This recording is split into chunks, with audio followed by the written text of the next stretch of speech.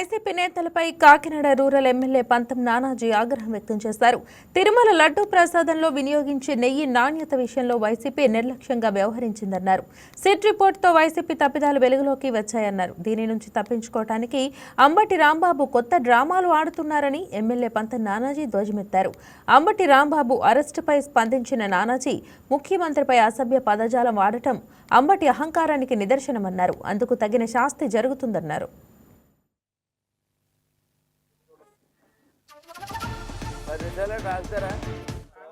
ఈరోజు రాష్ట్రంలో జరుగుతున్నటువంటి పరిణామాలు మీరు చూస్తూనే ఉన్నారు.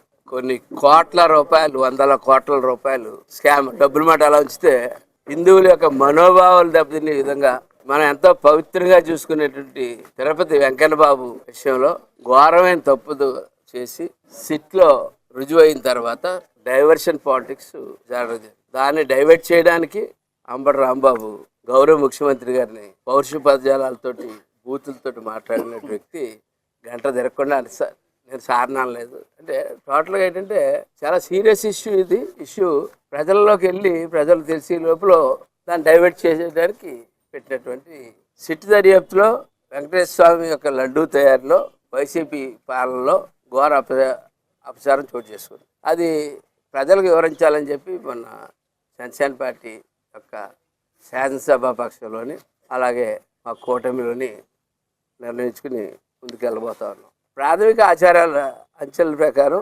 ఆధారాల ప్రకారం కొవ్వు కలిసిందని ఎన్డీటీవీ తన నివేదికలో చాలా స్పష్టంగా పేర్కొంది. అయితే ఇప్పుడు సిట్ చేసిన దర్యాప్తులో అసలు పాలేవాడు. చాలా ఆశ్చర్యం విషయం. Please subscribe to YK TV Network. Please subscribe to YK TV. Please watch YK News.